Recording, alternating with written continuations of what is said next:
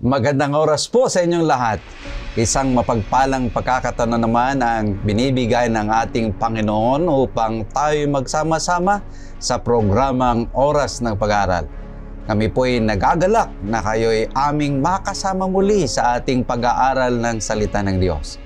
Binabati natin ang lahat ng ating tagapanood at tagapakinig dyan sa YouTube channel at sa AWR Station 89.1 sa Luzon, sa Visayas at Mindanao at mga taga-subaybay natin mula sa ibayong dagat.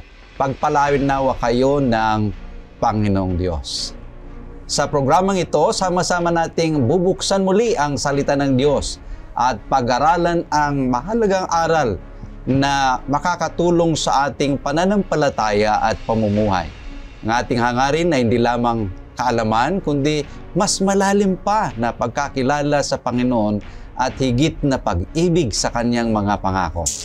Sa ating paglalakbay ng pag-aaral ngayong oras na ito, makakasama natin muli ang dalawang espesyal na panauhin na magbabahagi ng kanilang pananaw at paliwanag mula sa ating leksyon. Kasama natin ngayon si Pastor Marvin Diaz, ang Ministerial Secretary ng Northern Luzon Union Mission. Kumusta kayo, Pastor? Mabuti po. At kayo pong mga nakikinig at sumasubaybay itong pag-aaral na ito, nawa maranasan po ninyo ang pag-ibig ng Panginoon at sa ating pong pag-aaral, magbigay po sa atin ito ng kaliwanagan at magbigay ng kalakasan ng ating pananampalataya. Amen. Siyempre, kasama din natin ang kilala natin sa oras ng pag-aaral. Siya ang Sabbath School at Personal Ministry Director ng Southern Luzon Philippine Union Mission sa katauhan ni Pastor Ray Urbi. Kumusta ka, Pastor Ray? Mabuting balita, Pastor Jules. Maraming salamat sa inyong lahat na patuloy kayong sumusubaybay. Ganon din, nais kong batiin ang mga kapatiran natin sa Lumalinda Tagalog Church. Kumusta kayo dyan, mga kapatid? Ganon din sa Note Singers sa Phuket, Thailand. Kailan lang ay nakarating tayo dyan. Purihin ng Panginoong Diyos. Patuloy tayo nag-aaral, nabibigay ng kahulugan, katapatan at pananampalataya sa ating Panginoong Diyos, ating pag-aaral sa oras na ito. Amen. Tayo po ay nasa panghuling trimestre sa ating pag-aaral na may pamagat mga aral ng pananampalataya mula kay Josue.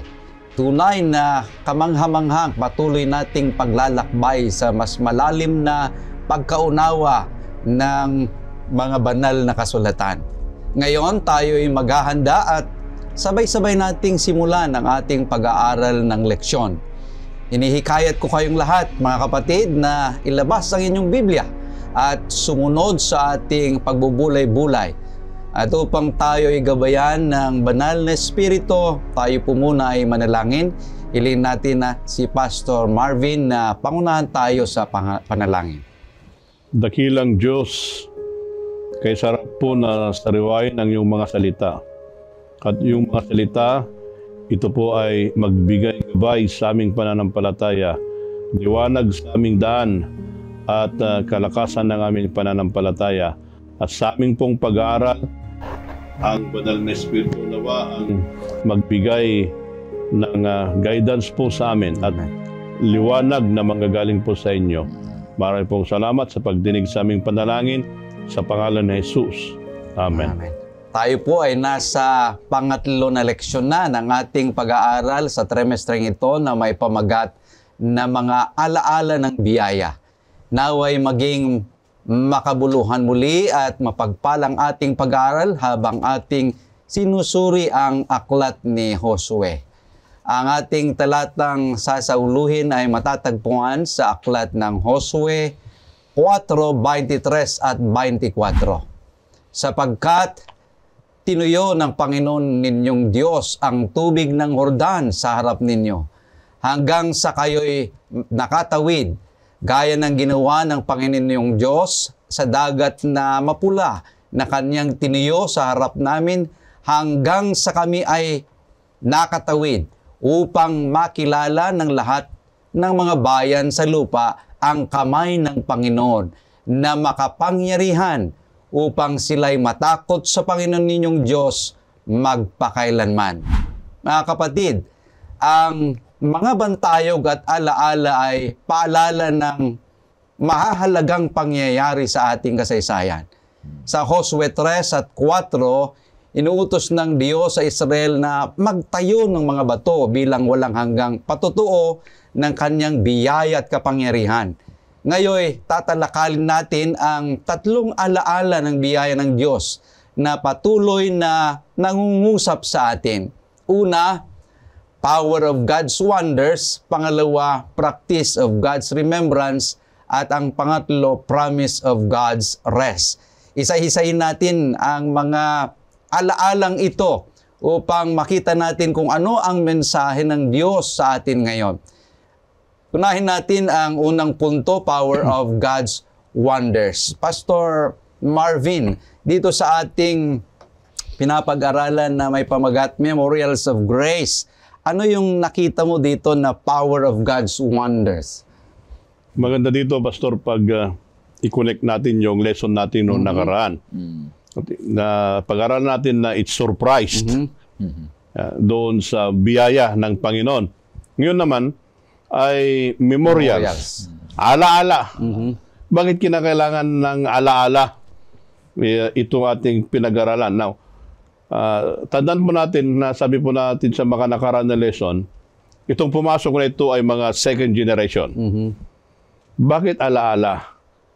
Because of miracles and wonders. Kamangha-mangha na ginawa ng Panginoon. Doon po sa Hebreo ay niplaot, yung kahanga-hanga na ginawa ng Panginoon.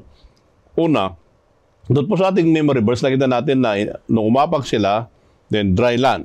Pero ito po yung command. Bago po nangyari yun, doon po sa Josue 3, versikulo 8, ito po ang sabi. At iyong uutusan ang mga saserdote na nagdadala ng kaban ng tipan na iyong sasabihin pagka kayo dumating sa tabi ng tubig ng Hordan ay tumigil kayo sa Hordan. Yung nauna doon ay yung mga pari. Then nung pag-apag nila doon, anong nangyari? Lumakad sila doon sa dry land. Ang tanong, Pastor Ray, Pastor Jules, bakit bato? Dahil ba maraming bato doon sa Jordan? Nung napunta ako sa Jordan, putik ang nakita ko. Hindi ba to? Hindi bato. Pero may mga bato-bato rin. Okay. Pero bato. Bakit anong kahalagan ng bato? Mga kapatid, mga kaibigan, anong kahalagan ng bato? Yung bato, tignan po natin yung bato ay God's faithfulness in bringing His people home. Kasi yun, crossing of Jordan Mag-cross sila. Nung pinag-aaralan ko, sabi ko, what's the importance? Bakit mahalaga yung crossing of the Jordan? Ang tanong doon, ano sila? Sagbay. Ilocano yun. Bago crossing the Jordan. Tawirin. Ano sila? Yung pong pagdating nila doon slave sila. So, kaya ipinunta sila doon ng Panginoon, i-cross sila doon sa Jordan, kasi yon, that's their inheritance. Before Jordan, slave sila. Kaya ginamit yung bato, ito yung sign, ito yung bato. Tanda na, nakatandaan. Na ito yung Panginoon, na 12 stones, God is telling them, it's now safe for you, you're home. Yun yung kalagaan noon. Then, 12 stone. Bakit 12 stone? Yung 12 stone po na yan ay it's a corporate success. Hindi po individual. Hindi yung dahil ako, pwedeng sabihin ni Josue, dahil kay Moses, dahil ako, no. Hindi niya pwedeng sabihin yun. 12 stone yun, dahil dumating sila doon na safe sila, and it is now their final home. Now, ang sunod na tanong, saan lugar yung 12 stones? Saan matatagpuan? Saan matatagpuan nung Pulutin. saan nila nilagay? Aha. Yung 12 stones, kasi yun, memorials yun eh. Dito ay dalawa kung saan nila nilagay. Una, inside Jordan, at pangalawa, Gilgal. Yan, tingnan po natin ha. Buksan po ninyo yung Bible po ninyo doon po sa 4:7. At inyo ngang sasabihin sa kanila, sapagkat ang tubig ng Jordan ay nahawi sa harap ng kaban ng tipan ng Panginoon, nang magdaan yaon sa Jordan ay nahawi ang tubig sa Jordan. At ang mga batong ito ay magiging pinakaalaala sa mga anak ni Israel magpakailanman. Nahawi. Tanda po natin, nahawi. Then doon po sa verse 9, dito po na inilagay yung 12 stones. Saan inilagay? Yung unang lugar. At si Josue ay nagpabunton ng 12 bato sa gitna ng Jordan, sa dakong tinayuan ng mga saserdote na nagdadala ng kaban ng tipan, at nanganaw doon hanggang sa araw na ito. So the first position, yung unang position ng 12 sets ng bato ay underwater. Gitna ng Jordan. Saan yon? Doon sa mismong spot kung saan sila tumawid ng dry. Di ba nung nakalampas na sila sa Jordan, balik yung tubig, nagpalagay si Josue doon sa Tapat. same spot kung saan nahawi yung tubig. Ibig sabihin yun, ano ba ibig sabihin nun? Ang ibig sabihin yun ay God works in a miracle way that we cannot understand. Yun yung grace. Yung grace ay sa loob yun gagawa, sa loob ng puso is the underwater. Yung outward expression, yun na yung byproduct. Amen. Napakaganda. Second na, saan yung second spot? So yung first spot, Sa gitna in ng the Jordan. midst, Jordan, underwater yon. Saan yung second spot? Yung second spot ay nandun sa verse 20. Verse 20. 4:20. At yaong 12 bato na kanilang kinuha sa Jordan ay ibinuntun ni Josue sa Gilgal. Gilgal. Yung Gilgal, ito naman yung first campsite after crossing the Jordan, before conquering Canaan. Nakita niyo yung arrangement. Yung una kanina, nasa underwater. Ngayon naman, ito ay nasa Gilgal. It is visible. Kanina, hindi mo makita, underwater eh. Yun yung work ng grace. Then, doon naman sa Gilgal, bakit nandun sa Gilgal? It is visible, permanent. Yun ay, it will teach the second and coming generation of Israelites kung anong ginawa ng Panginoon. Kaya napakaganda po yung memorial of grace na bato lang ito, pero it will teach the lesson. It will teach the lesson of grace. Kaya pag nakikita nila yon, nakikita nila na ito yung the same spot. Nagpapaalaala sa kanila kung papaano ang Panginoon in a miracle way and wondrous way pinadaan sila doon. Works wonder. Then, pagkatapos naman noon, doon naman sa Gilgal, ituturo naman sa mga tao yung visible at permanent na pagligtas ng Panginoon. Kaya, yun yung the power of God's wonder. Amen. Maganda yung punto, yung pag-crossing nila. Ang naobserbahan ko naman dito, yung bago sila, Pastor Marvin, Pastor. Diba sinabi ng Panginoong Diyos sa 3 verse 5 ng Josue. At sinabi ni Josue sa bayan, magpakabanal kayo sapagkat bukas ay gagawa ng mga kababalaghan ang Panginoon sa inyo. Sabi niya, bukas gagawa ng Panginoon ng kababalaghan, yung unang punto. kababalaghan, kapangyarihan, kahanga-hanga na gagawin ng Panginoon. Ang kondisyon, magpakabanal. Ang pagpapakabanal ay isang paraan ng Panginoon Diyos upang tayo ay magkaroon ng mas malalim na ugnayan at tayo ay katanggap-tanggap sa Kanya. Merong pagbabago. Paano nila ginawa yon? Labhan nila yung kanilang mga damit. Lalabhan nila yung mga damit. At doon sa Exodo 19:14 and 5 ay huwag lumapit sa babae. Yun yung isang pagpapakabanal. Yung ihihiwalay mo yung iyong sarili sa dati mo nang ginagawa na pangkaraniwan. So, yun yung nais ng Panginoon Diyos na magpapakabanal sila. Ibig sabihin, huwag nilang gagawin yung mga bagay na pangkaraniwan, kundi lalapit sila sa Panginoon sapagkat, sabi dito, gagawa ng Panginoon Diyos. Napakagandang bagay na gagawa ng kababalaghan ng Panginoon Diyos. Bakit? Hindi nila kaya, Pastor Marvin, tumawid doon sa Jordan River na sa sarili nila. Hindi nila kaya yun. Kundi, grace pa rin ng Panginoon Diyos. Kababalaghan ng Panginoon Diyos pa rin yung pangyayaring yun.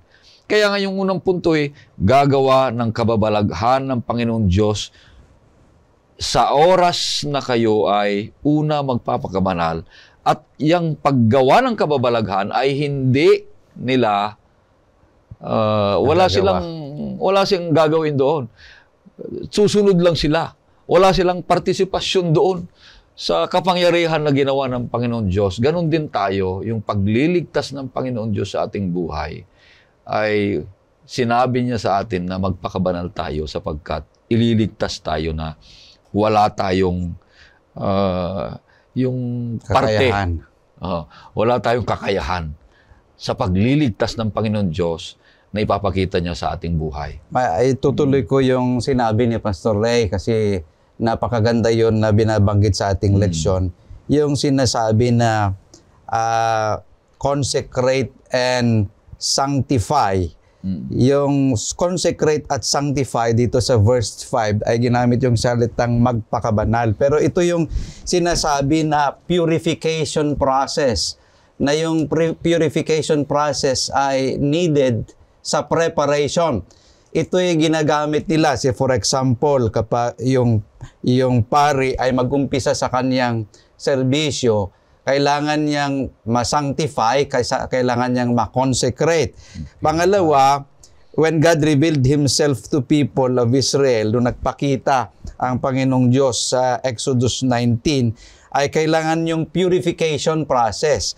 Pangatlo, before the battles were fought sa Deuteronomy 23:14, kailangan yung purification process. At dito, yung crossing sa Jordan ay kailangan yung purification process. Yung binabanggit mo kanina, Pastor Ray, na paliligo at paglaban ng damit, ay mahirap ito sa ilang kasi kulang ang tubig. Yun lamang mga rich and famous ang palaging naliligo at naglalaba. Pero dito ay kailangan talaga dahil ang ibig sabihin ng paglalaba at paliligo ay beginning and changing of new life. So yung washing of clothes and bathing, may kahulugan ito yung paglilinis sa 1 John 1:9 na lilinisin ng ating Panginoong Diyos ang ating mga kasalanan. So napakahalaga na ating titingnan that before God will perform miracles and wonders sa ating buhay, ay kailangan na tayo ay nakahanda upang sa ganon ay makakita tayo ng mga kababalaghan na gagawin ng ating Panginoong Diyos, because the living God will perform the impossible wonders in life. Tayo tutungo sa pangalawa, practice of God's remembrance. Muli ating titingnan, ano ba itong sinasabi dito sa ating leksyon, Pastor Marvin? Itong practice of God's remembrance. Paano po natin ilagay sa practicality? Or pakita sa ating pamumuhay. Kasi yun, pinag-usapan po natin dito, yung practice. Pagsasagawa. Oh. Pagsasagawa, yung alaala ng Panginoon. Para bang if you look back, pag tumingin ka doon sa nakaraan mo, ano ba yung mga memorials of God's grace? Kasi yun, yung mga Israel, tapos na yun sila Tayo dito ngayon. So, paano natin titignan yun? Now, bago po tayo dadako po doon, ano ba ang significance o kalagahan yung 12 stones?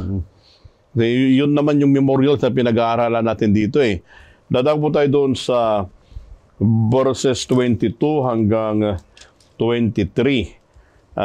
Ano po yung kahalagahan po noon? Nabasa na po ito, at least ito pa po yung ating part ng ating saluhin na bersikulo. Pero ano pong sabi sa verse 23? Sapagkat tinuyo ng Panginoon ninyong Diyos ang tubig ng Jordan sa harap ninyo hanggang sa kayo'y nakatawid, gaya ng ginawa ng Panginoon ninyong Diyos sa dagat na mapula na kaniyang tinuyo sa harap namin hanggang sa kami ay nakatawid. Dalawa yung sinabi ni Diyos mo doon yung Jordan at sa yung Red Sea. Now, ano bang significance? Kalagahan yung memorials na yan. Na yung 12 stone na yan. Una, a memorial of God's power and grace. Doon po natin makikita yun doon sa bato na yun. They cannot do it by themselves. Kaya ba natin umapak ka lang sa gilid ng tubig, maghihiwalay? No, we cannot do that. It's only yung power ng Panginoon. So, a memorial of God's power and grace. Yung kanyang, ano bang power? Kapangyarihan. Kapangyarihan at ang kanyang biyaya. Ayun. Pangalawa doon na makita po natin, testimony for future generation. Mayroong kang ikikwento. Ito yung power ng Panginoon, ito yung kanyang biyaya. Kasi during that time, wala namang libro silang babasahin Oral tradition na nasalin-salin lang. Salin-salin. That's why, ang significance noon, mayroon silang testimony doon sa susunod na henerasyon na maging faithful sila. Dahil doon sa nakita nila na ginawa ng Panginoon. So, ganoon din sa ating kapanahonan ngayon. Kaya yung kanta ni Steve Green, na Find Us Faithful, yan. Yung mga footprints na iiwan natin, doon makakakita, yung bakas na iiwan natin, makakakita sila ng faithfulness. Ito yung memorial of God's grace. Then pangatlo na nakita po natin doon, yun ay simbolo ng unity among the tribes. Di ba pagpasok nila, buo yan na 12 tribes to conquest the land. Later on, in the late history of Israel, sila rin, nag-awa-away. Pero nalimutan nila yung ginawa ng Panginoon in crossing. In crossing. Kaya dito pa lang makita natin yung kanilang unity as a tribe. Then, it is also a call for faithfulness. Kasi yung first generation na lumabas doon sa Egypt, hindi sila nakapasok ito na yung second generation. That's why, sinasabi ni Joshua sa kanila, itong mga memorials, ito ay para ma-inspire kayo na maging faithful. Yun yung practice of God's remembrance. Yung faithfulness na isasalin natin sa susunod na generation. Kaya may memorials no, Ilocano mo, batong lagip. Di ba, memorials? Mga alaala ng nakaraan. Then, panglima doon po sa significance dong stone para yung practice ay malala natin, foreshadowing of Christ, the true rock of salvation. Kaya doon pa lang, at the crossing, in the midst of Jordan, Gilgal, bato yung ginamit ng Panginoon doon. Bakit? Itinuturo niya doon sa mga taong Israel that yung totoong bato na si Kristo ay darating na siyang magliligtas.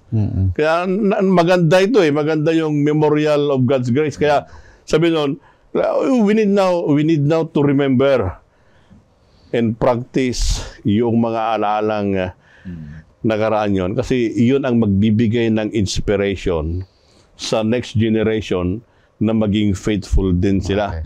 Kasi the moment, kunyari, ako, third generation Adventist ako.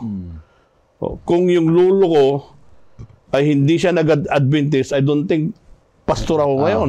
Anong ikwento niya? Wala. Wala akong may kikwento. Kaya nga yung faithfulness, the practice of God's remembrance, yung faithfulness nila doon. Kaya if I look back, titingnan mo, maraming salamat sa pagka-convert ng aking lolo. Then, isinalin niya yung faithfulness niya doon sa mga anak, ako apo na, ibig sabihin noon, the practice must live on. Di ba? Napakaganda. Kaya nga, memorials of grace. Yung practice of faithfulness, the practice of serving the living God as the rock, dapat yon magsisilbing alaala. Amen. Napakaganda. Ang ganda ng paliwanag ni Pastor. Yung detalyado na yung pagbuhat. Gusto kong ibalik natin doon, Pastor Marvin, doon sa versikulo 5, 4-5. Paano nila binuhat yon? At sinabi ni Josue sa kanila, dumaan kayo sa harap ng kaban ng Panginoon ninyong Diyos sa gitna ng Jordan at pasanin ang bawat isa sa inyo ang isang bato sa kanyang balikat ayon sa bilang ng mga lipi ng mga anak ni Israel. Paano nila binuhat? Sa balikat. Pasanin nila, Pastor. So, ibig sabihin, malaki yun. Hindi basta-basta yung maliliit lang. Kung halimbawa maliliit lang, tapos sabi ni Pastor Marvin, doon lang sa Gilgal dadalhin. Kung maliliit lang yon, napakaliit yon. Kung maliliit lang. Ang sinasabi dito, malalaki. Ibig sabihin, yung bato na malalaki, mabibigat, isang pasanin nagpapasigurado na gagawa ng Panginoong Diyos ng malaking kapangyarihan, malaking tanda. Sabi dito, versikulo 6, Pastor, anong mangyayari yung sa malaking bato na 12 stones doon? Sabi niya dito sa versikulo 6. Upang ito'y maging pinakatanda sa gitna ninyo na pagka itinanong ng inyong mga anak sa panahong darating na sasabihin, anong kahulugan sa inyo ang mga batong ito?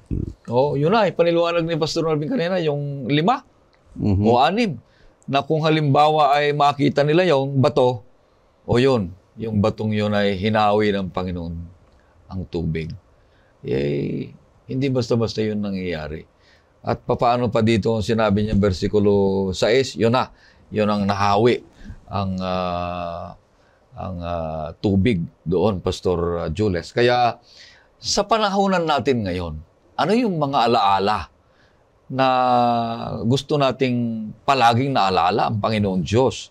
Na kung nakakita tayo ng ganon, o sinasagawa, kasi yung pangalawang punto ay prina-practice natin ngayon, sinasagawa natin. Ano yung mga sinasagawa natin sa daily Christian living natin sa iglesia para lagi nating naalala ang Panginoon Diyos? Di ba yung cross? Pag nakakita ka ng cross, anong maalala mo? Si Kristo. Kung nakakita ka ng tinapay sa panahon ng komunyon, anong maalala mo? Ang buhay ni Kristo. Kung halimbawa ay pag nag-anniversary tayo, ano ang naalala natin? Kasal. O kaya nag-birthday. Yun yung mga alaala na patuloy nating ginagawa upang ito'y nagtataglay ng pagpapaalala sa atin at manatili tayong nag-aalala doon sa mga bagay na nakaraan dahil kung minsan, kaya yung mga batong yan ay laging tanda sapagkat ayaw na ng Panginoon Diyos na ulit-ulitin yung mga bagay na iyon. Ginawa na niya sa iyo, tapos ikwento mo naman. Para yung mga bagay na makakarinig ay mamangha sila na ang Panginoong Diyos ay napakabuti sa ating buhay. Ang pinakamatindi dito na aplikasyon, Pastor, ay yung araw ng Sabat. Yun yung isang pinakamataas na tanda na pagpapaalala sa atin ng Panginoong Diyos. No? Okay. Doon sa ating tinitingnan na alaala, ang aplikasyon na sinasabi ni Pastor Ray kanina, yung pagkamatay ng ating Panginoong Jesus, kailangan nating alalahanin. So, sa atin, kung may namatay, ayaw na nating maalaala sana kasi masakit. Sakit. Naalalahanin natin nung may namatay sa atin. Ngunit, kailangan nating alalahanin muli yung sa verse 26 ng Matthew, sinasabi doon na kailangan ninyong gawin ito palagi, na alalahanin ng pagkamatay ng ating Panginoong Hesus, how He died, why He died for us. Dahil binabanggit sa ating leksyon that forgetfulness leads to unfaithfulness, but remembrance fuels faithfulness. So, kailangan nating i-practice palagi. Why? Practice makes perfect. So, kailangan natin na palaging alalahanin yung pagkamatay ng ating Panginoong Hesus sa pamagitan ng Santa Cena, yung communion service, na kung saan kung ginagawa natin ito, ay naaalala natin we should look ahead, not only that Christ died for us, but He rose again, He ascended, and He will come again the second time. Kanya, pagkatapos ng ating communion service, tayo ay nakahanda na, Pastor Marvin, na lumabas sa buong sanlibutan na ang ating Panginoong Hesus na namatay sa atin, nabuhay, at siya ay pumunta sa langit, ngunit siya ay babalik muli upang tayo ay kunin doon sa langit na bayan na kaniyang inihanda. Tayo po ay dadako na sa pangatlong bahagi na punto ng ating leksyon, Promise of God's Rest. Pastor Marvin, ano yung nakita mo dito sa leksyon natin na pangatlo? Ano itong mga pangako ng kapahingahan na binabanggit dito? Tignan po natin kung ano ang kahulugan nito. Dito nga may konting diagram na nakita po natin dito. Una, tignan natin yung elements. Ano ba yung elemento, yung bagay na ginamit. Then, pangalawa, ano ang kahulugan niya nung kapanahunan ni Josue, at ano naman yung spiritual implication na sa atin ngayon. Kasi wala na tayo doon eh. Now, ano yung element na titingnan natin doon? Una, yung 12 stones. Yun yung element na ginamit doon sa ating lesson. At ito ay, yung 12 stones, ito ay nagpapakita yung crossing of the Israelites to the Jordan River. Now, what is the implication in our life today? Because we need to understand the promise of God's rest. Ano yung implication natin dito? Ngayon, ito po ay sinisimboluhan. It symbolizes divine grace and deliverance of God. Bagamat wala na tayo doon sa crossing doon sa Jordan, but we already crossed over the Jordan of sin. Paano natin na-cross over yung Jordan of sin? Sa pamamagitan ng biyaya ng Panginoon at sa kanyang power. Kapangyarihan. At sa kanyang kapangyarihan. Kasi ito hindi natin kaya sa ating sariling lakas lang. Kinakailangan natin ng power ng Panginoon. Now, ang susunod na tignan natin, bakit memorials of grace? Memorial of grace, itong lesson po natin ay it highlights the unmerited favor of God. It's the grace. Hindi ko na kailangan bayaran yun eh. Libre na yun. Binigay na yun ng Panginoon yun. Hindi na kinakailangan ako magsakripisyo. Hindi na yun. Yun yung memorial. Noon, pinasan nila yung mga bato. Pinasan nila, Pastor Ray, bakit magpapasan pa ako ng cross na literal na magpapapako? Ginawa na yun ng Panginoon. Minsan na yun. Tapos na yun. Di ba? Kaya ang ibig sabihin nun, it reminds us of Christ's saving work and it will continue by His grace. Yeah. Yung pagbubuhat ko na yon ng kasalanan, binuhat na yon ng Panginoon.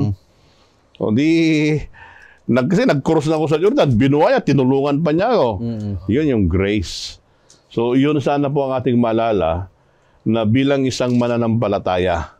Because we can only rest in God's promise when we experience grace. Amen. Yeah. Yun po yun. Pag hindi po natin maranasan yung biyaya na yan, mahirap magkaroon ng kapahingahan. Yung kapahingahan, ibig sabihin nun, yung kaligtasan na kay Kristo. Kaya, ano bang purpose ng mga ito? Yung 12 memorials or yung tombstones, I mean, yun ay ituturo po natin, itinuro sa kanila yung next generation kung papaano ang Panginoon ay niligtas sila. Diba? Tapos ngayon naman, mga kapatid, yung faithfulness natin sa pagtanggap doon sa biyaya ng Panginoon, dapat yun din ang ituro natin sa susunod na henerasyon para magkaroon saysay yung memorials of grace. Amen. Kasi that's only the promise. We enjoy the promise of being saved by grace. Pero mag-claim mo na yun. By faith. Diba? Kaya kinakailangan yun mga minamahal kapatid. We cross over already the Jordan. We are at the verge of the heavenly Canaan. Yan. Kaya yung memorial of grace na kung saan no tumalgiyap tayo, kung nanatilo ka no tumalgiyap tayo, if we look back, we can see in the path of our Christian journey yung grace ng Panginoon. Bagamat nahuhulog tayo, nagkakasala, but if we will review those things, we can see how God ay i-deliver pa rin tayo doon sa kanyang mighty hand. Kaya maganda po ito we can only experience the promise of grace when we experience the salvation of grace. Amen. Ang ganda. Ang doon sa kabila namang punto ay ang maalala ko doon yung pangatlong punto, di ba, nangako ang Diyos ng kapahingaan sa kanyang mga anak. Noong nandun na sila sa Kanaan, yun na yung talagang kumpletong pahinga, Pastor Marben. Bakit? Hindi na sila naglalakad ng kung saan-saan Hindi na nagtatransfer kung transfer. At saka hindi na sila lumalaban ng lumalaban. Kasi hindi na wanderer. Na-conquer na lahat nila, yung mga yon. So meron ng peace, safety, and security. At masaya na silang nagkakaroon yung pangako ng kapahingahan. Kaya nga't sinabi dito, nung nandun na sila sa Ehipto, nandun sila sa Kanaan, na ipinangako ng Panginoong Diyos na magpahinga sila, ay nagkakaroon sila ng complete, masaya, nagpapagpapahinga, na yun naman ay nagpapaalala sa kanila na ang Panginoong Diyos ay patuloy na nagpapakabanal sa kanila.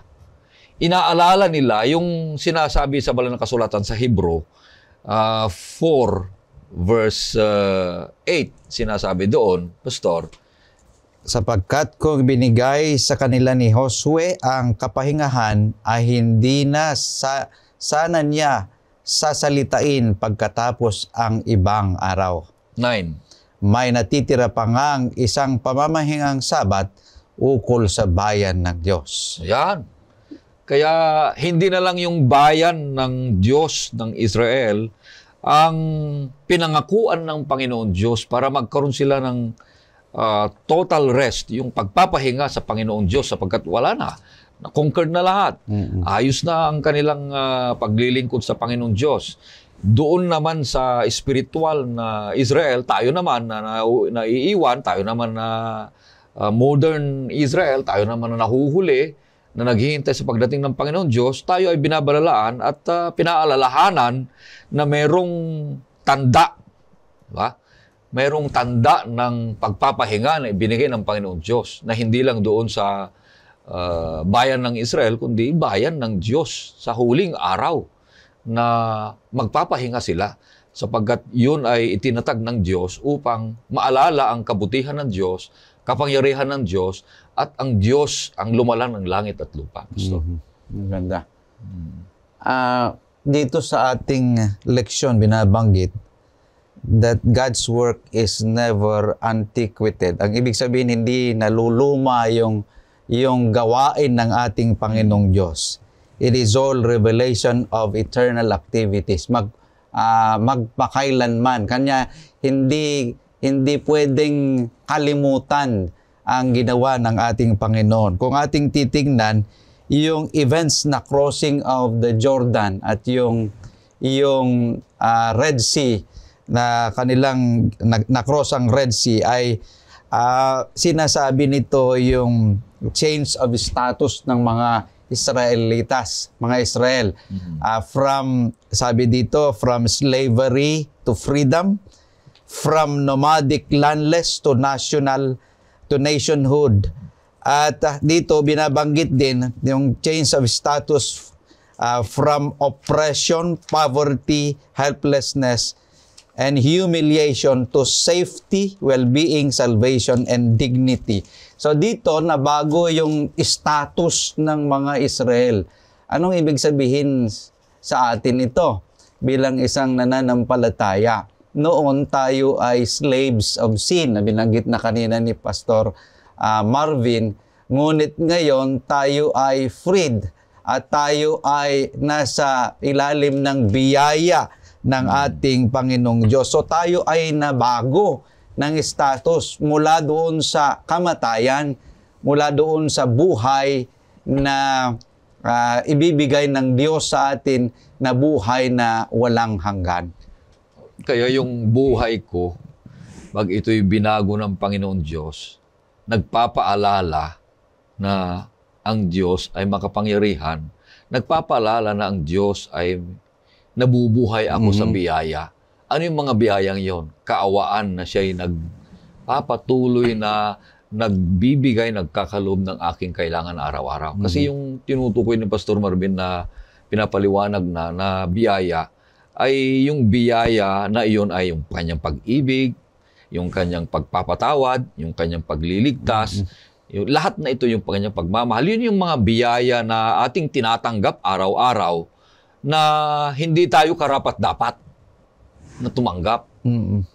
Pero naging karapat-dapat tayo dahil mahal tayo ng ating Panginoon Diyos sa pagbigay niya sa ating Panginoong Hesukristo na namatay para sa atin. Kaya naging libre lahat iyon.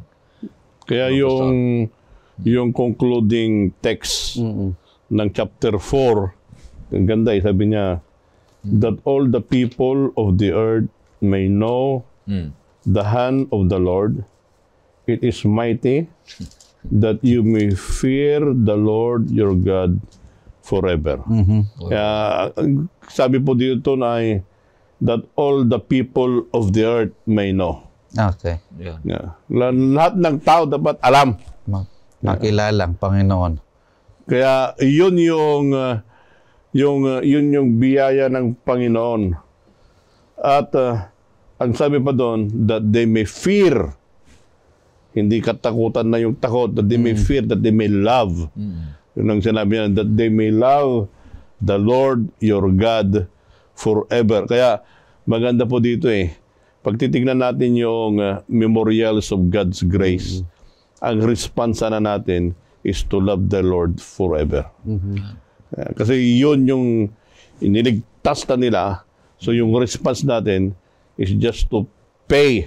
Para bang bayaran mo. Hindi para yung yung isusukli ba? Yung isusukli ba yun?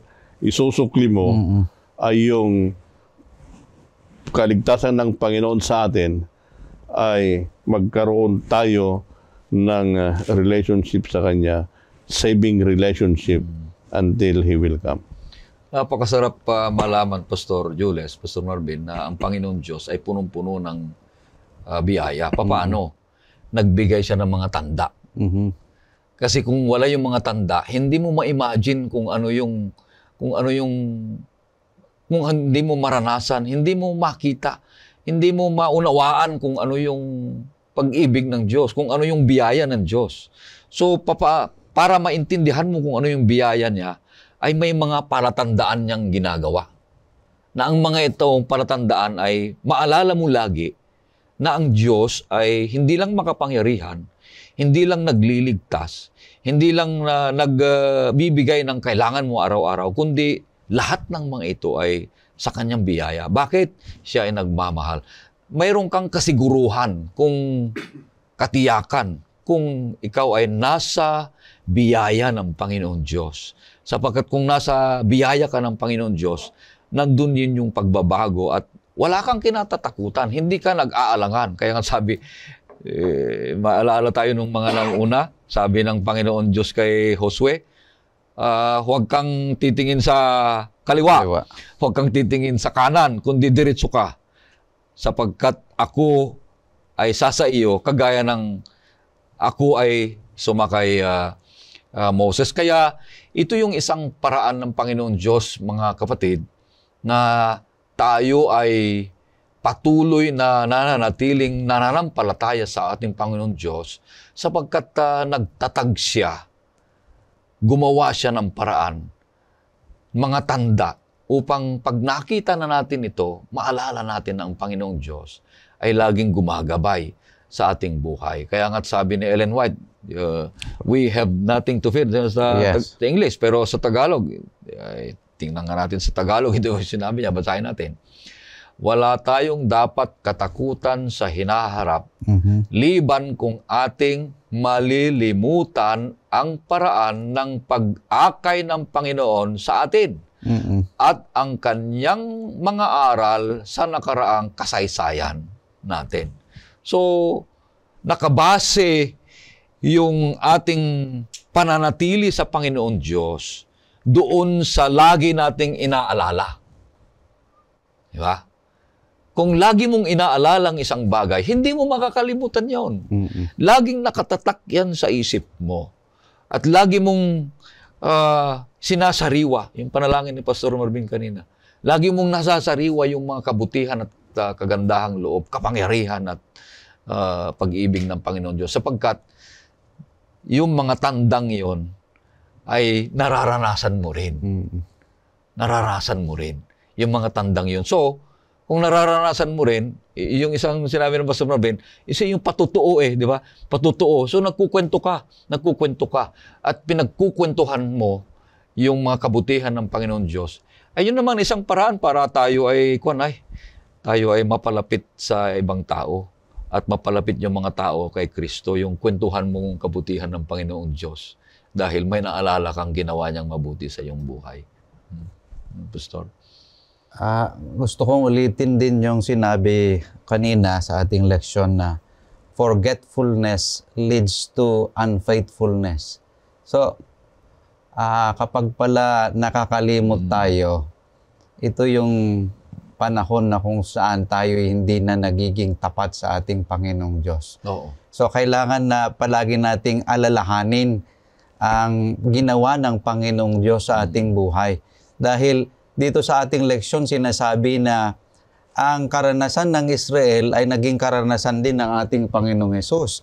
Binabanggit dito, ang ating Panginoong Hesus ay He undergoes the Red Sea and Jordan experience.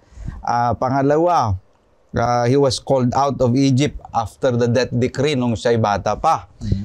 Ang pangatlo ay He spent His life also sa mga ancient Israel sa yung 40 years. Ang ating Panginoong Hesukristo din ay yung private life niya sa kanyang public ministry and he was baptized in Jordan River, na kung saan ito rin ay naranasan ng mga Israelita. So, lahat ng mga ito na nangyari sa mga Israelita ay nangyari sa ating Panginoong Hesukristo, na kung saan ngayon bilang isang nananampalataya na alalahanin natin kung ano ang ginawa ng ating Panginoong Hesus sa ating buhay. Yung spiritual meaning ng mga nangyari sa mga Israelita crossing the Jordan, mga alaala, ay nangyari sa ating Panginoong Hesus, na kung saan dapat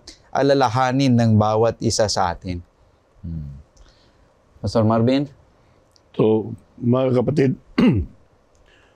sa panahon na malala po natin yung ginawa ng Panginoon sa atin, as we look back, ay magbigay sana sa atin ito ng karanasan na maging matapat tayo sa pananampalataya. Amen. Pastor Ray? Lagi nating tandaan na ang Diyos ay nagpapaalala sa atin sa mga ginawa niyang mga kabutihan nung nakaraan. Ganon din sa ating buhay upang mayroon tayong maikwento, maipatutuo na ang Diyos ay patuloy na siya ay gumagabay at nananatiling tapat sa atin, lalong-lalo na ginagawa niya at sinusunod niya ang kanyang pangakong tapat para sa ating buhay. Amen.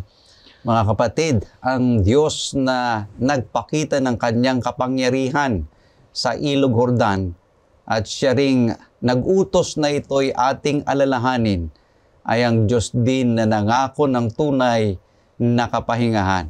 Kaya ang tanong, anong mga alaala ng kanyang biyaya ang itatayo mo sa iyong buhay sa araw na ito? Maraming salamat po sa ating mga panahuhin na sina Pastor Marvin Diaz at Pastor Relino Urbi sa kanilang pagbabahagi ng kaalaman at inspirasyon mula sa ating leksyon. Tunay na napakayaman ng ating naging pag-aaral ngayong oras na ito. Gayon din kami po ay taus-pusong nagpapasalamat sa lahat ng nakibahagi at nakinig sa atin sa oras ng pag-aaral. Naway ang mga aral na ating natutunan ay maging gabay sa ating pang-araw-araw na buhay, magpalalim sa ating pananampalataya at magbigay ng pag-asa sa ating lahat. Tayo po muna ay makakakinig ng isang tanging bilang, pagkatapos ay hilingin natin si Pastor Ray Urbi na pangunahan tayo sa panghuling panalangin.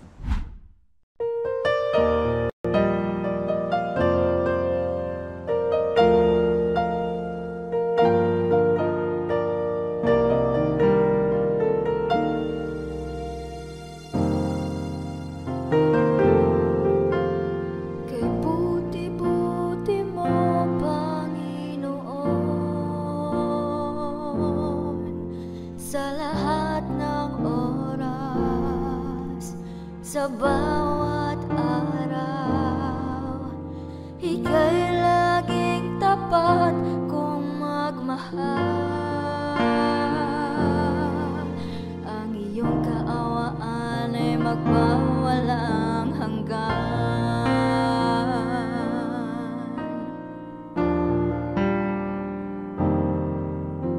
Kay buti-buti mo,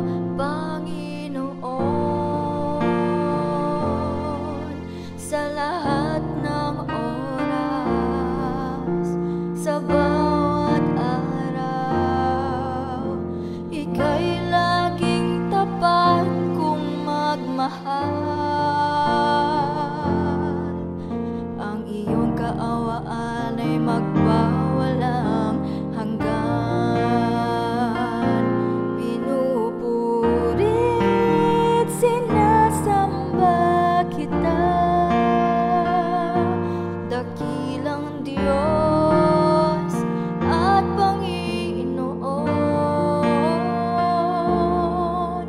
Tunay ngang ika'y walang katulad, tunay ngang ika'y di nagbabago,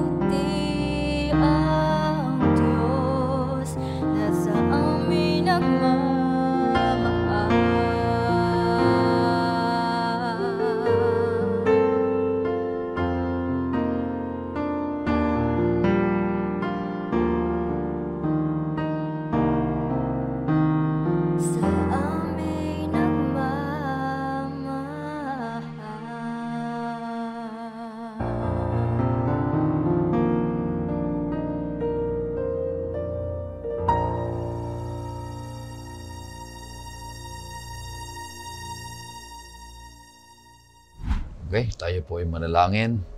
O Panginoon Diyos, napakabuti niyo sa amin. Naintindihan namin kung papaano ang iyong biyaya ay sapat na magpapalakas sa amin.